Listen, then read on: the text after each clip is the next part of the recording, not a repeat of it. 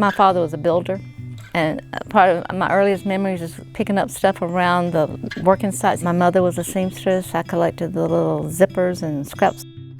I think if I was dropped onto an island, I would find something to make art with. That's kind of the way I feel. I've been dropped here on this planet. I need to figure out a way to get out of it, I guess, so I'm making all this stuff. So.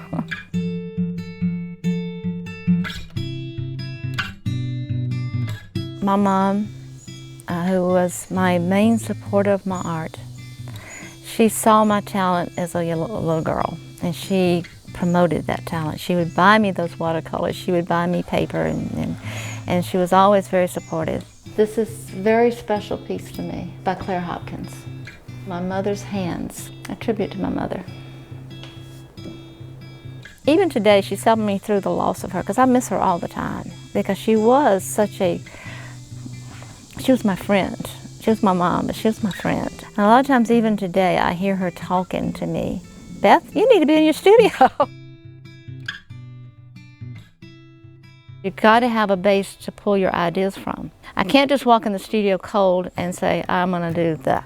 If I'm getting ready to start a new piece of work, I go through my sketches. And these sketches are on anything I can find to draw on, because I draw all the time. Sometimes it's just pure boredom. I'm bored. So a lot of times ideas come to me in meetings.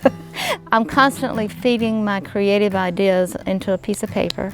So when I'm in my studio, all those pieces of paper are there. And when I decide I want to work on something, I go through my drawings, and if something really comes back and strikes me, that's when I really pursue it. So I have little pieces of notebooks everywhere. Once the sketch goes to the studio, then that's when the work begins. This part has not been completed yet, but the tree has. It will actually have little figures that will be walking on the magic carpet. This is made out of string. This is epoxy clay. These are just beginnings. They will be painted. They'll be kind of somber looking, but they will have some color to them. I keep this hanging around in my studio because it was a breakthrough piece for me. You're not going to see polymer clay pieces of this size. Most people use it to make small pieces or jewelry, and I figured out how to do it. The building is a technical process, but when you start painting, the only way I can explain it is that it comes from the soul. The colors that you pick, the way you blend your colors, it's coming from your essence.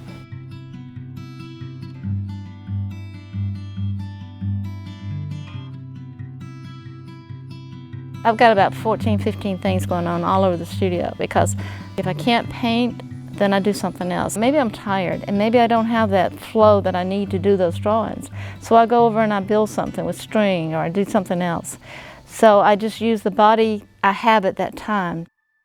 When I graduated from college, all I could afford was paper and pen and ink. So this is dated 1976. That's one of the few I have left.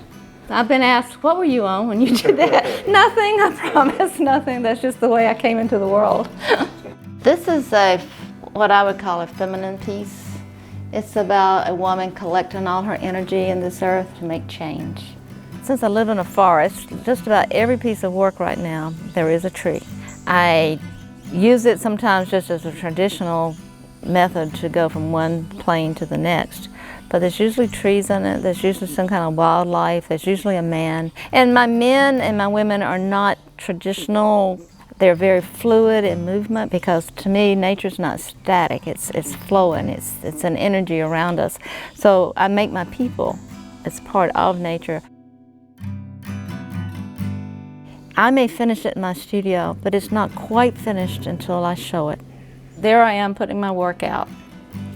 And here comes the snake in the grass, the critic. I've been accepted, I've been rejected. You want to say you're rejecting me.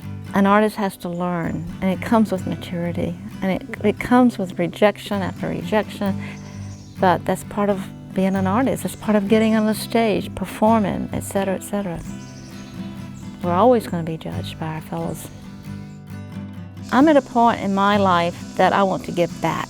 I've realized that complaining is not what you need to do. You need to help. So I think that's my role at the co-op, is I'm trying to help people find their home. And I found mine, and it's Spartanburg. I know how much I needed a place like this as a teenager, as a young person. I needed to be accepted. When you get to be 70 years old, you start being reflective on your life. I'm happily married. I live the life that I always dreamed of living. Not many people can say that. I've always wanted to be an artist.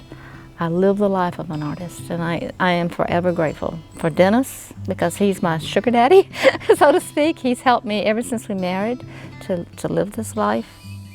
I'm sitting here in my own yard now with what's around me. I could have never had this anywhere else. I'm living a dream life.